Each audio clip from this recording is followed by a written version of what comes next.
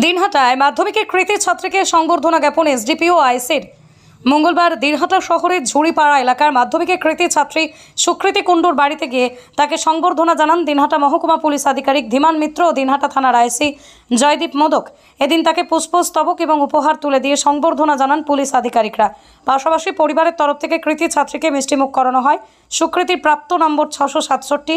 দিনহাটা উচ্চ বালিকা বিদ্যালয় ছাত্রী, সে প্রথম 10-এর মেধা তালিকায় স্থান করতে না পারলেও তার ফলাফলে খুশি সকলে। এদিন সেই কৃতী ছাত্রীর বাড়িতে পৌঁছে গেল পুলিশ আধিকারিকরা। সংবর্ধনা দেওয়া হলো তাকে।